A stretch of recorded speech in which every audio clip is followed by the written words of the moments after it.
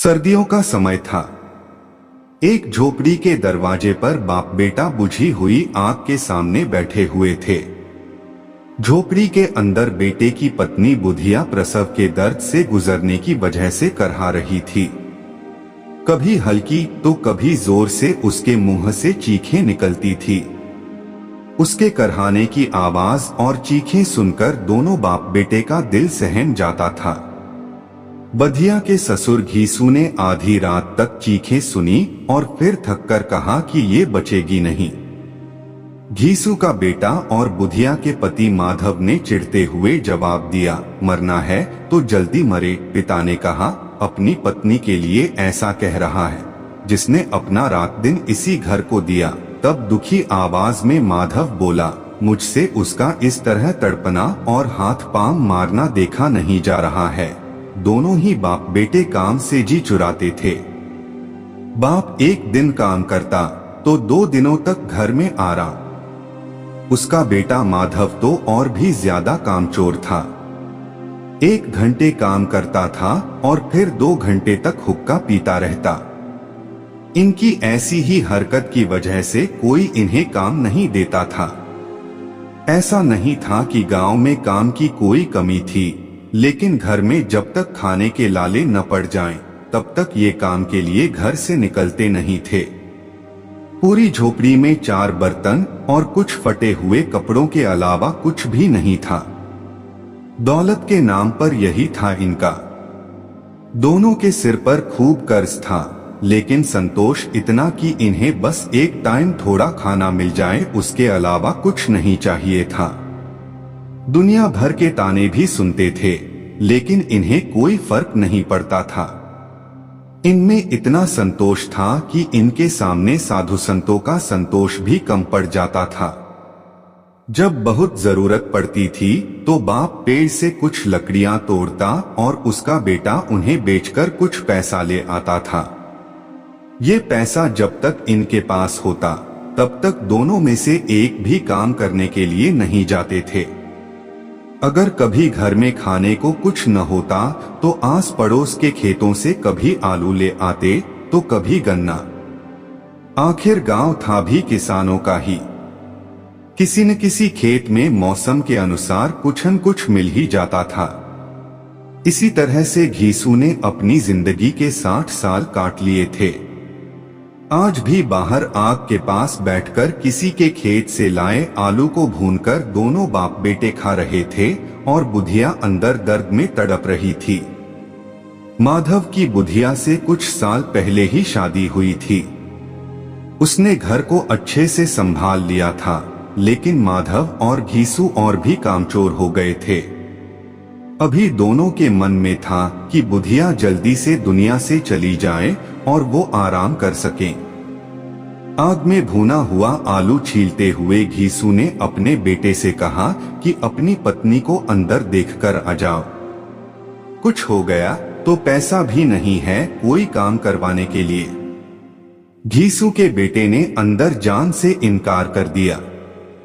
उसे डर था कि कहीं उसका पिता सारे आलू न खा जाए। वो बोला कि मुझे डर लगता है, आप ही अंदर जाकर क्यों नहीं देख लेते हैं? माधव के पिता घीसू ने जवाब दिया, कैसा डर? मैं बैठा तो हूं यहाँ। तुझे पता है जब तेरी माँ बीमार हुई थी मैं उसके पास 3 दिन तक बैठा था। अगर मैं अंदर जाता हूं तो उसे शर्म आ जाएगी।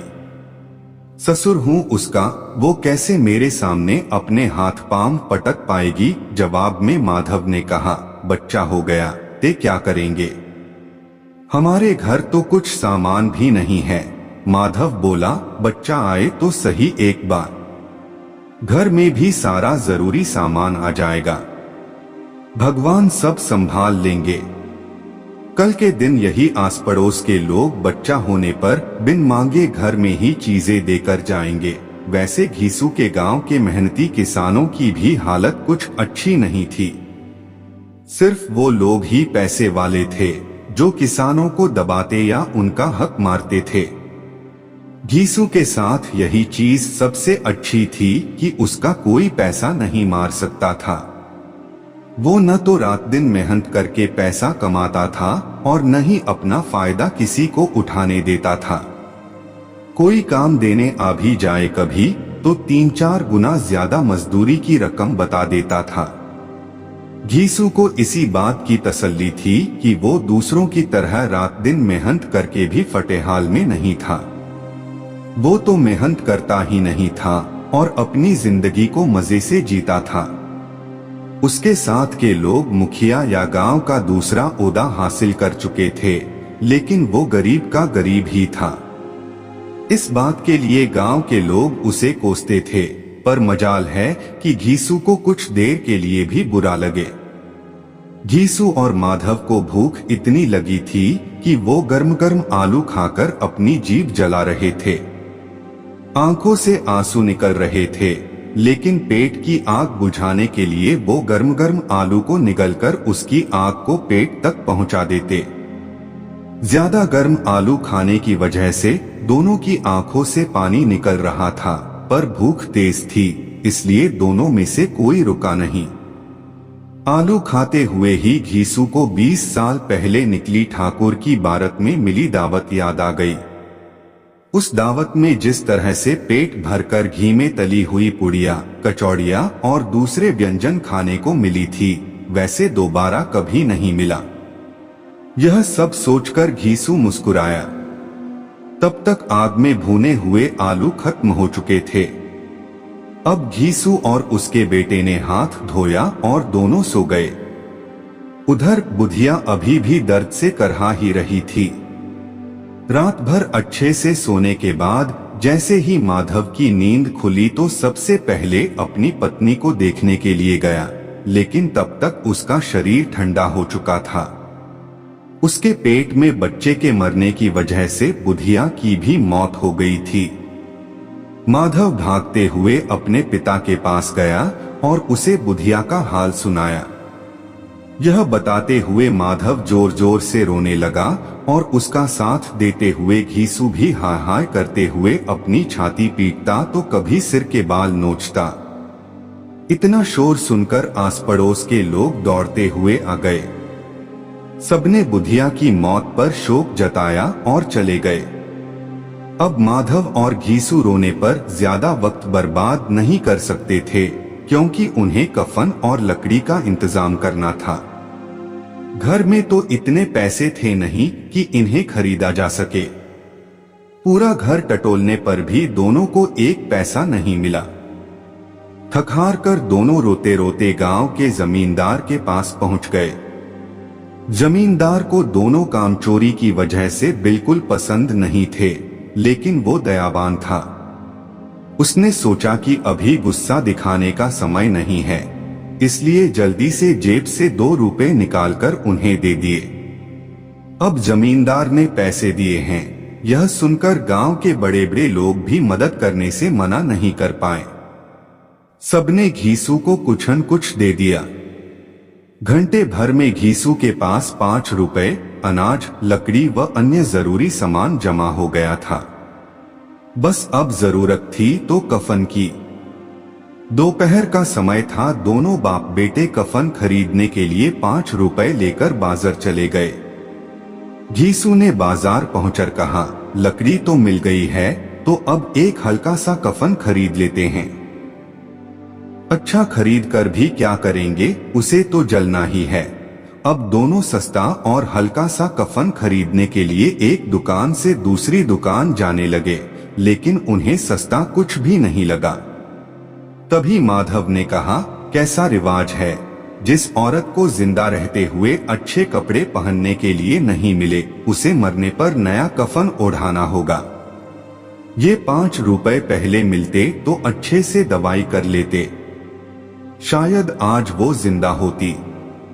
सूती, रेशम, हर तरह का कफन दोनों बाप बेटे देख चुके थे। दोपहर से शाम हो चुकी थी, लेकिन दोनों को कुछ भाया नहीं। तभी उन्हें पास में ही एक मैखाना दिखा। दोनों वहां गए और पहले एक बोतल ली। उसके बाद खाने के लिए चटनी, मछली और तमाम चीजें मंगाई। दोनों ने आज खुलकर खाया। इतना खाया कि 2 रुपए खत्म हो गए। घीसू बोला, बहू को कफन ओढ़ाते तो क्या होता, जल ही जाता न। कुछ भी बहू के पास तक नहीं पहुंचता, लेकिन आज इतना खा लिया है कि मन तृप्त हो गया। उसे हमारी दुआएं लगेंगी। बड़े लोगों के पास खूब पैसा हो तो वो नए कफन में फूंकते हैं। बेटे ने पूछा, जब लोग सवाल करेंगे कि कफन कहाँ है तो क्या कहोगे उन्हें? घीसू ने हंसते हुए कहा, उन्हें कहेंगे पैसे कहीं गिर गए और खूब ढूंढने पर भी नहीं मिले। भले ही लोगों को विश्वास न हो, लेकिन कफन वो खुद ही ले आएंगे या रुपए देंगे। अपने पिता की इस बात पर माधव भी जोर जोर से हंसने लगा और फिर बोला कि बहुत अच्छी थी बुधिया, जाते जाते हमें खूब खिला गई। उसे स्वर्ग में ही जगह मिलेगी। अब बचे हुए पैसों से घीसू ने और पूड़ियां मंगवाई और साथ में अचार भी। मजे से दोनों पूड़ियां खा रहे थे। खाते खाते घीसू ने कहा कि हमारी आत्मा खुश हो रही है तो उसे पुण्य तो मिलेगा ही। माधव ने भी सिर हिलाते हुए हाँ कहा।